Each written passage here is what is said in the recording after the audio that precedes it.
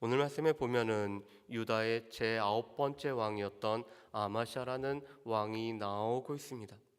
그런데 이스라엘의 왕들, 남쪽 유다의 왕들을 평가를 해보면은 네 가지의 모습이 나타나는 것을 보게 됩니다.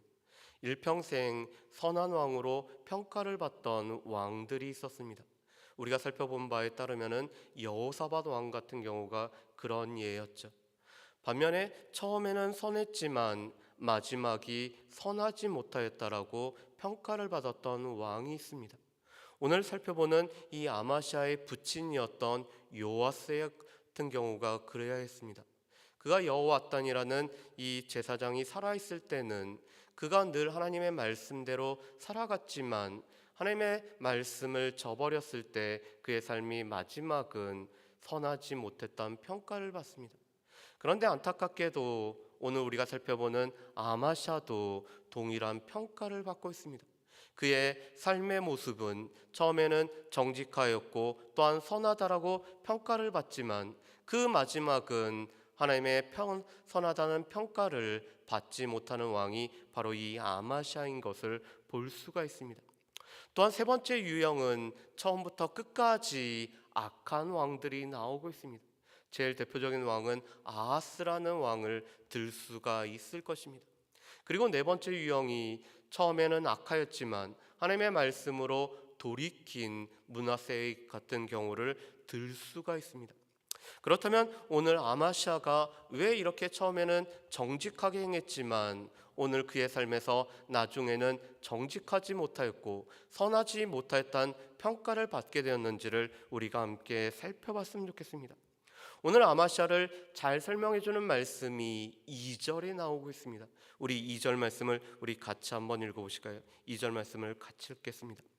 아마샤가 여호와께서 보시기에 정직하게 행하긴 하였으나 온전한 마음으로 행하지 아니하였더라. 아멘.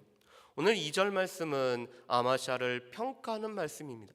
그런데 이 말씀하고 병행 구절인 열왕기하 14장 2절부터 4절 말씀에 보면은 이 아마샤가 여호와 보시기에 정직하였지만 다윗의 길로는 가지 않았다라고 말씀합니다. 그 아버지 요아스처럼 선한 길을 갔지만 그는 정직하게 행했지만 다윗의 길을 가지 못했다라고 말씀합니다. 그렇기 때문에 이 아마샤는 산당을 개혁하지 못하였고 이 유다 사람들은 산당에서 예배를 드리는 악한 모습으로 살아갔음을 말씀하고 있습니다. 그렇다면 왜 그럴까요? 오늘 2절 말씀에 보면은 아마샤가 그럴 수밖에 없었던 이유에 관해서 이렇게 설명을 하고 있습니다. 온전한 마음으로 행하지 아니하였더라. 이 아마샤의 삶은 처음부터 끝까지 온전한 마음으로 하나님 앞에 나오지 못하였기 때문에 그 마음이 나누어진 가운데 오늘 처음 마음과 나중 마음이 달라졌기 때문에 오늘 아마샤는 정직하였지만 다윗의 길로 가지 못하였다라고 말씀을 하고 있습니다. 그래서 오늘 말씀의 가장 중요한 바는 과연 정직하게 행할 수 있었던 이 온전한 마음을 끝까지 유지하느냐가 오늘 말씀의 가장 중요한 부분인 것을 볼 수가 있습니다. 우리의 마음 가운데서 나누어지지 않고 우리의 마음이 오로지 하나님 앞에 향하여서 이 마음을 온전히 붙잡고 나가는지가 처음 마음과 끝의 마음을 유일하게 유지할 수 있는 유일한 비결인 것을 볼 수가 있습니다. 그러면서 오늘 아마샤는 그의 정권이 강화되었을 때 오늘 그가 하나님의 말씀대로 행하였던 모습을 4절에서 볼 수가 있습니다. 우리 4절 말씀을 한번 보실까요? 제가 4절 말씀을 읽어보겠습니다. 그들의 자녀들은 죽이지 아니하였으니 이는 모세의 율법책에 기록된 대로 함이라. 곧 여호와께서 명령하여 이르시기를 자녀로 말미암아 아버지를 죽이지 말 것이요 아버지로 말미암아 자녀를 죽이지 말 것이라. 오직 각 사람은 자기 죄로 말미암아 죽을 것이니라 하셨더라. 아멘.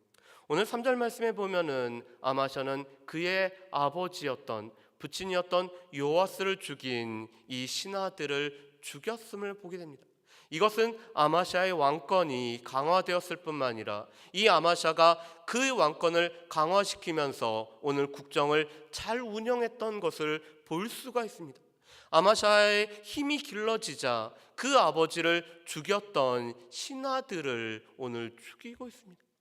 그런데 동서양을 막론하고 반역을 일으킨 자, 또 그 부친을 죽인 자들에게는 보통은 구족을 멸하는 경우들이 있죠. 이 아버지의 죄악으로 말미암아 그 자녀들뿐만 아니라 또한 처가를 비롯해서 구족에 해당되는 사람들을 다 죽이는 것이 동서고금을 막론한 모습이었습니다. 그런데 하나님께서는 그렇게 하지 말라라고 말씀을 하고 있습니다. 오늘 4절 말씀은 신명기 24장 16절 말씀이 선포하는 바였습니다. 하나님께서는 각 사람은 자기의 죄로 말미암아 죽을 것을 말씀합니다. 자녀의 죄로 말미암아 아비를 죽여서도 안 되고 아비의 죄로 말미암아 자녀를 죽여서도 안 된다라는 것이 하나님의 말씀이었습니다. 오늘 이 아마샤는 자신에게 힘이 있었지만 이 힘을 하나님의 말씀에 근거해서 하나님의 말씀대로 자신의 힘을 발휘할 수 있는 사람이 바로 이 아마샤였던 것을 볼 수가 있습니다. 또 오늘 말씀에 보면은 이 아마샤는 하나님의 사람의 말씀, 선지자의 말을 들을 줄 아는 사람이 바로 이 아마샤였습니다. 오늘 5절 말씀에 보면은 이 아마샤가 반역한 이 에돔 사람을 정벌하기 위해서 오늘 군사를 일으키는 모습을 보게 됩니다. 그런데 아마샤가 오늘 싸움에 나갈 수 있는 사람을 계수해 보니까 30만 명에 불과한 모습을 보게 됩니다. 여러분, 지금 이 유다는 형편이 나아지지 못한 것이 아니라 이 유다의 형편은 점점 못해진 것을 보게 됩니다. 여호사밧이 다스릴 때는 이스라엘 가운데서 남유다 가운데서 오늘 군대를 일으켰을 때 116만이라는 큰 군대를 일으킬 수가 있었습니다. 그런데 이제는 아마샤가 전쟁에 나갈 수 있는 숫자를 아무리 구해도 30만에 불과한 것을 보게 됩니다. 이것은 아마 4분의 1 정도밖에 안 되는 그 정도로 이 남유다의 국력이 약해진 것을 보게 됩니다. 그래서 아마샤는 한 가지 방법을 내고 있습니다. 북이스라엘 사람들로 하여금 10만이라는 오늘 용병을 사서 오늘 그들을 전투에 투입하기로 결정을 하고 있습니다. 그리고 이것을 위해서 은 100달란트를 준비를 하고 있습니다. 이 100달란트라는 것은 지금으로 계산하면 3.4톤에 해당되는 어마어마한 금액을 들이고 있습니다. 그리고 당시에는 은이라는 것은 가장 중요한 화폐 수단이었기 때문에 오늘 은 100달란트를 드린다라는 것은 나라의 국고의 상당한 부분을 오늘 드리고 있는 모습을 보게 됩니다. 그런데 문제는 하나님께서 이것을 허락하지 않고 있다는 것입니다. 우리 말씀을 한번 보실까요? 우리 7절과 8절 말씀에 보면은 왜 하나님께서 이 이스라엘 용병들을 오늘 고용하는 것을 반대하셨는지 두 가지 이유가 나오고 있습니다. 우리 7절과 8절 말씀을 같이 읽어보겠습니다. 어떤 하나님의 사람이 아마샤에게 나와서 이르되 왕이여 이스라엘 군대를 왕과 함께 가게 하지 마옵소서. 여호와께서는 이스라엘 곧 온 에브라임 자손과 함께하지 아니하시나니 왕이 만일 가시거든 힘써 싸우소서. 하나님이 왕을 적군 앞에 엎드려지게 하시리이다. 하나님은 능히 돕기도 하시고 능히 패하게도 하시나이다 하니 아멘. 오늘 7절 말씀에 보면은 하나님께서 반대하신 첫 번째 이유는 이 이스라엘 자손, 에브라임 자손과 하나님께서 함께 하시지 않기 때문이라고 말씀합니다. 왜 그럴까요? 이 에브라임은 하나님을 버리고 우상을 섬기는 죄악길로 나아가고 있습니다. 그래서 북이스라엘 왕 중에서 선하다라고 평가를 받은 왕은 한 사람도 없습니다.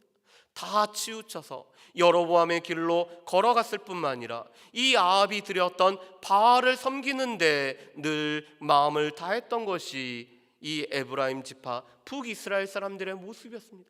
그렇기 때문에 하나님께서는 그들과 함께 하시지 않기 때문에 오늘 하나님께서 함께 하지 않는 사람들과 동행하는 것은 오늘 신앙과 삶에 있어서 마이너스가 됨을 말씀을 하고 있습니다. 이것은 우리의 삶에서도 마찬가지죠. 하나님께서는 우리의 삶에 우리가 누가 함께하는지, 우리의 삶에 누가 옆에 있는지를 하나님은 보기를 원하십니다. 우리의 삶에서 하나님과 동행하는 사람들과 함께하고 있는지, 하나님께서 동행하지 않는 사람들이 우리 주변에 있는지, 우리 주변에 어떠한 사람들이 있는지는 우리의 삶의 모습을 바꾸어는 하나의 요소가 됨을 말씀합니다. 그런데 하나님께서는 이 북이스라엘과 함께 하시지 않기 때문에 이들과 전쟁에 나가는 것을 하나님께서는 반대를 하고 계십니다. 두 번째 이유는 이 전쟁은 하나님께서 능히 이기기도 하게 하시고 패하게도 하시기 때문에 오늘 선택의 기로에 있어서 오늘 아마샤는 믿음으로 결단할 필요가 있기 때문에 믿음으로 하나님께서 능히 이기게 하심을 붙들고 나아가라고 말씀을 하고 있습니다. 그래서 여전히 우리가 마음에 담아둬야 될 말씀입니다. 하나님께서는 능히 돕기도 하시고 하나님께서는 능히 패하게도 하시는, 전쟁은 하나님 앞에 속하였기 때문에 이 전쟁의 주관자가 되시는 하나님께서는 우리를 능히 도우실 수도 있고 우리를 능히 패하게도 하실 수 있는 분이 하나님이시라는 것입니다. 그렇기 때문에 오늘 아마샤는 선택을 해야 됐습니다.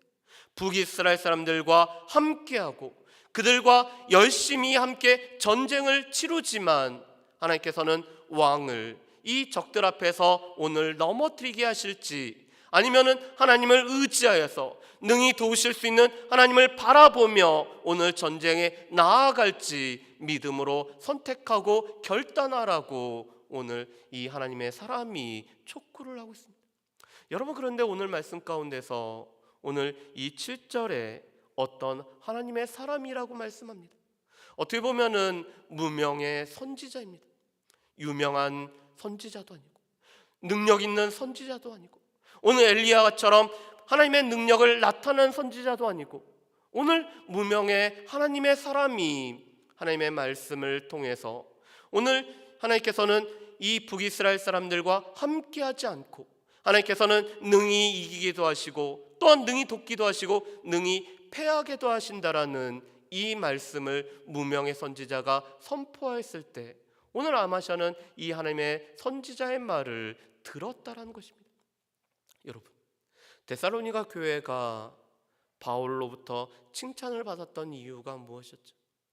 이 데살로니가 사람들 그리고 베레아 사람들은 다 하나님의 사람이 오늘 설교자가 말씀을 전할 때 그것을 사람의 말이 아니라 하나님의 말씀으로 받아들였기 때문에, 그들 가운데 간절한 마음으로 하나님의 말씀을 받아들였기 때문에 그들의 신앙생활을 한 지 얼마 안 됐지만 믿음의 역사가 있고 사랑의 수고가 있고 예수 그리스도를 바라보면서 소망의 인내가 있었던 성도들이었다라고 칭찬을 하고 있습니다.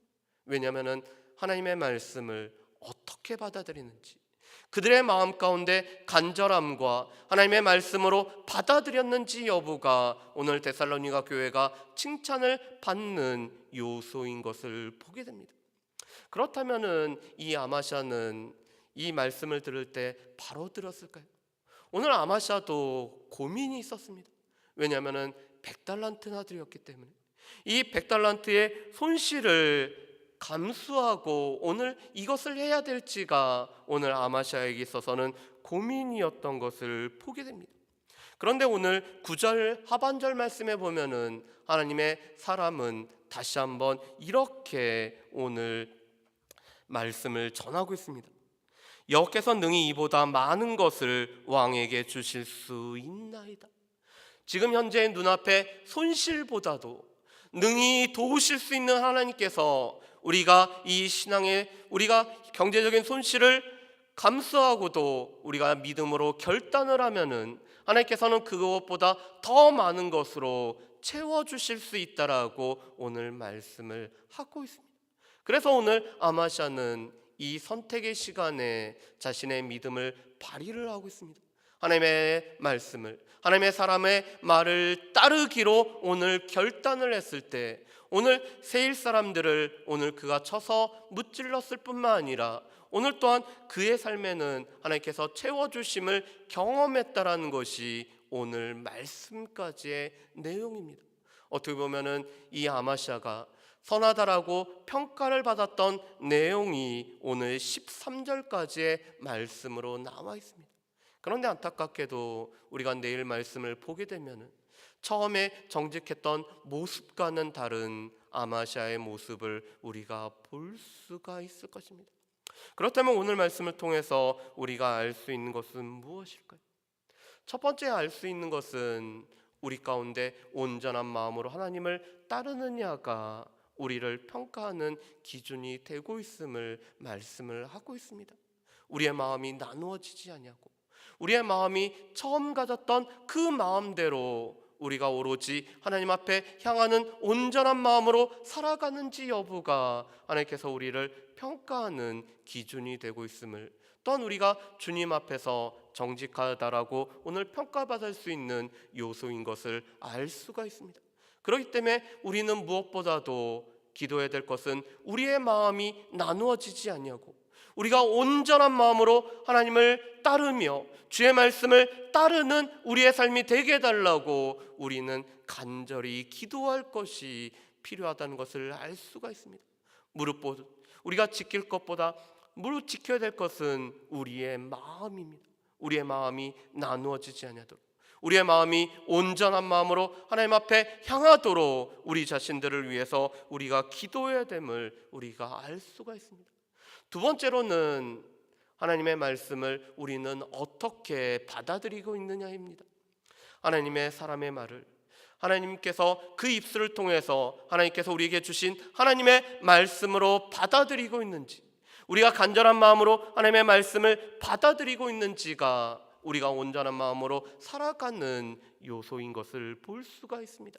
오늘 하나님의 사람의 말을 하나님의 말씀으로 받아들였기 때문에 오늘 선택의 시간에 믿음에 발휘했었던 아마시아의 모습은 여전히 우리가 하나님의 말씀을 어떻게 대하고 있는지 우리 자신들을 살펴보게 하는 것을 볼 수가 있습니다.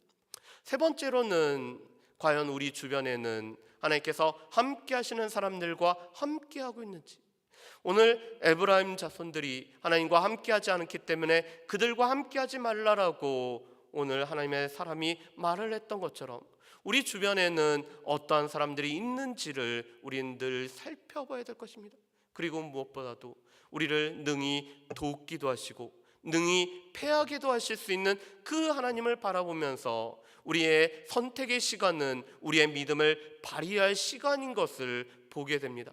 비록 지금의 눈앞에 보이는 작은 손실이 있다라고 해도 하나님께서 더 많은 것으로 채워주실 수 있는, 능히 도우실 수 있는 하나님이시기 때문에 이 선택의 시간에 믿음을 발휘하여서 하나님의 말씀을 쫓는 대로, 하나님의 말씀을 따르는 대로 선택을 할 수 있는 저 여러분들 되시기를 주의 이름으로 축복합니다. 기도하겠습니다. 사랑하는 풍성하신 아버지 하나님, 오늘 아마시아는 정직하게 행했지만 온전한 마음으로 하나님을 따르지 못했던 모습을 보게 됩니다.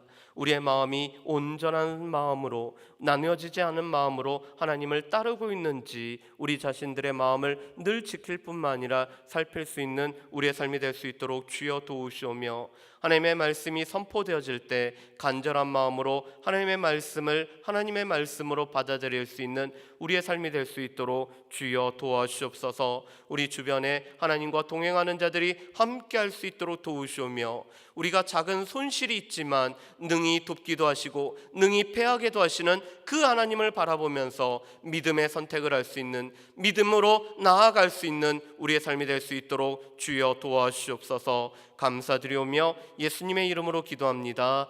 아멘.